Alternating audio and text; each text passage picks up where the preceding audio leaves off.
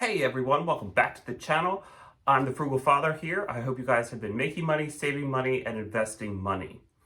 In today's video, we are going to talk about some big layoffs that have either happened or are going to happen in the agricultural industry. The big one that we have going on right now is Cargill.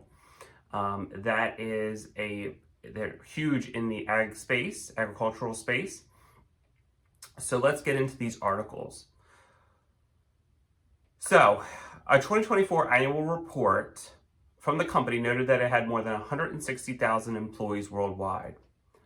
And that the cuts that they're going to do are going to impact around 8,000 workers. That's a lot of people, guys. A lot of people. So according to an internal memo seen by Bloomberg, which has reported on Cargill's layoffs Monday, the CEO told employees that the majority of these reductions will take place this year. Citing unnamed sources familiar with the matter, the outlet also reported the job cuts won't impact Cargill's executive team, but a number of other senior leaders will be included. Guys, it's getting rough out there. I don't know what to say. I just feel so bad for these people that keep getting hit and hit over and over again with these layoffs. And we're not gaining jobs in the economy. We're losing jobs in the economy. And these folks that are losing their jobs have families, mortgages, car payments, and they can only rely on unemployment. It's only going to cover so much. So we need to make sure that we're taking care of ourselves, making sure that we are prepping with our food, with emergency supplies, and of course with saving our money and making extra money through side hustles, okay?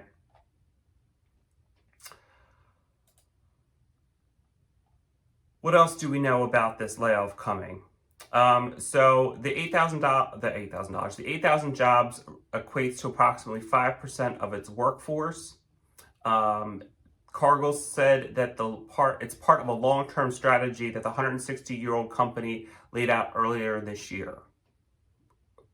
What's your long-term strategy? You guys are in the agricultural, the food business, the growing of crop, all that stuff, but it doesn't say what their long-term strategy is. As we look to the future, we've laid out a clear plan to evolve and strengthen our portfolio to take advantage of the trends in front of us. They also state in this article that they're trimming the global workforce because of lower commodity prices as well as lower grocery prices.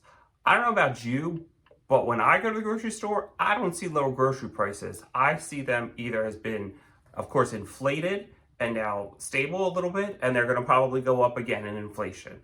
So I just don't buy it. I don't buy it. Again, you as executives are laying out the framework for your organization. 5 years ago, 10 years ago, you're making financial decisions, and now those decisions are affecting 8,000 people.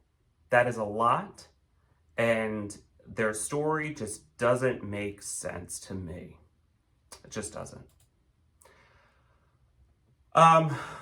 Another layoff that's happening is in the Tyson, at the Tyson company. So after careful consideration, we've made the difficult decision to close our beef and pork non-harvest processing facility in Emporia, Kansas, to increase the efficiency of our operations, a spokesperson from Tyson Foods said. Well, this isn't the first round of layoffs for Tyson, but again, more. We understand that the decision impacts their team members in the local community, and taking care of people is their number one priority. They're working closely with state and local officials to provide additional resources to those who are impacted. Again, another location shutting down. It does not say the amount of people. Up here it does say more than 800 employees will lose their jobs in Emporia, Kansas, as Tyson Foods has announced the planned closure of its value-added marinated proteins and ground beef plant. Again, 800 more people without a job.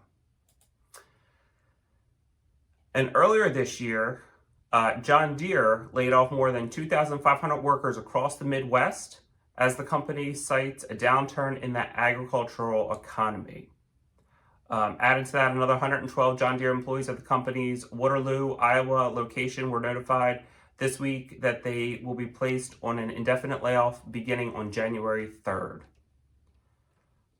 So that's 3 companies: Cargill, Tyson Foods, and John Deere, all within the agricultural space, all laying off individuals.